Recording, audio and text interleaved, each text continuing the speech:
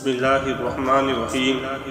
شروع اللہ کے نام سے جو بڑا مہربان نہایت رحم کرنے والا ہے۔ ناظرین، آج کی میری ویڈیو کا جو ٹاپک ہے وہ ہے اعتکاف کی فضیلت۔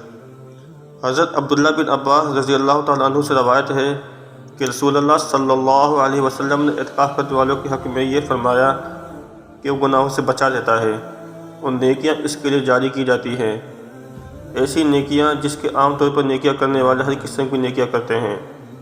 اعتکاف کا لفظی مطلب ہے رکنا اور منع کرنا۔ چونکہ انسان اعتکاف میں اپنے آپ کو چند مخصوص باتوں سے روکتا ہے، اس لیے اسے اعتکاف کہتے ہیں۔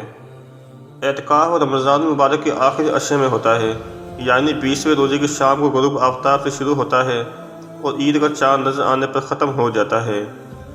یہ اعتکاف سنت موقدہ علی الکفایہ ہے، یعنی کسی بستی اور محلے میں سے ایک آدمی بھی اعتکاف کر لے تو سب کے ذمے سے اتر گیا، اور اگر بستی یا محلے میں سے کسی نے بھی اعتکاف نہ کیا تو وہاں کے تمام مسلمان گنہگار ہوں گے۔ مرد کے اعتکاف کا طریقہ یہ ہے کہ 20ویں روزے کی شام کو مغرب سے پہلے مسجد میں داخل ہو اور پھر عید کا چاند نظر آنے پر مسجد سے باہر نکلے۔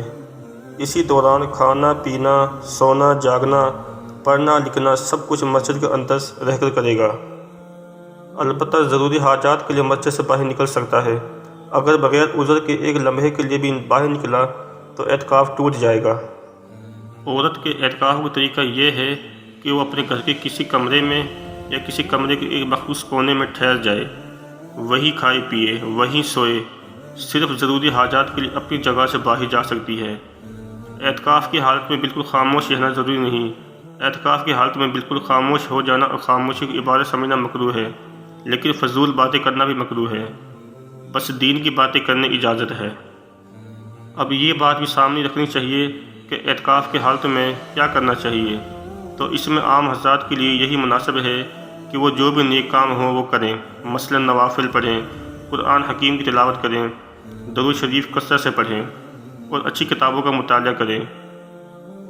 اور جو حضرات اس کے لیے اہل ہیں ان کے لیے مناسب یہ ہے کہ وہ روزانہ کم سے کم ایک پارہ تلاوت کریں، پھر اس کے بعد اس پارے کی تفسیر اور ترجمے کا مطالعہ کریں۔ جب ہم حضور صلی اللہ علیہ وسلم کی احادیث مبارکہ کا مطالعہ کرتے ہیں تو ہمیں اعتکاف کے بڑے فضائل معلوم ہوتے ہیں، جس سے ذہن میں اعتکاف کی اہمیت پیدا ہوتی ہے۔ چنانچہ حضرت عائشہ صدیقہ رضی اللہ تعالی عنہا سے روایت ہے کہ رسول اللہ صلی اللہ علیہ وسلم رمضان کے آخری عشرے میں اعتکاف فرمایا کرتے تھے، یہاں تک کہ آپ صلی اللہ علیہ وسلم نے جب پردہ فرمایا تو ازواج مطہرات امہات المؤمنین اعتکاف فرماتی رہیں۔ ایک اور موقع پر ارشاد نبی صلی اللہ علیہ وسلم ہوا، فرمایا جو شخص ایک دن بھی اللہ کی رضا اور خوشبندی کے لیے اعتکاف کرتا ہے تو اللہ اس شخص کے اور دوزخ کے درمیان 3 ایسی خندقوں کے برابر دیواریں قائم فرما دیتے ہیں جن خندقوں کا فاصلہ زمین و آسمان کے فاصلے سے بھی زیادہ ہے۔ بہقی کی ایک روایت میں بڑی اہم حدیث میں ذکر ہے، رسول اللہ صلی اللہ علیہ وسلم نے فرمایا جو شخص رمضان کے آخری عشرے میں اعتکاف کرے تو اسے 2 حج اور 2 عمروں کے برابر ثواب ملے گا۔ بہت سے ایسے کام بھی ہیں جنہیں انسان مسجد سے باہر کرتا ہے تو اسے ثواب ملتا ہے، لیکن اعتکاف کی حالت میں وہ کام نہیں کر سکتا۔ مثلا نہ کسی کی عیادت کے لیے جا سکتا ہے، نہ کسی کے جنازے کے ساتھ جا سکتا ہے، نہ کسی کی خیر خواہی وغیرہ کے لیے جا سکتا ہے۔ تو اس کے بارے میں حضرت عبداللہ بن عباس رضی اللہ تعالی عنہ سے روایت ہے کہ رسول اللہ صلی اللہ علیہ وسلم نے فرمایا اعتکاف کرنے والا گناہوں سے تو محفوظ رہتا ہی ہے، اور اس کے لیے نیکیاں اتنی ہی لکھی جاتی ہیں جتنی کرنے والوں کے لیے۔ اللہ رب العزت ہمیں رمضان مبارک کے آخری عشرے کی تمام نیکیاں سمیٹنے کی توفیق نصیب فرمائے اور اعتکاف میں بیٹھنے کی توفیق عطا فرمائے، آمین۔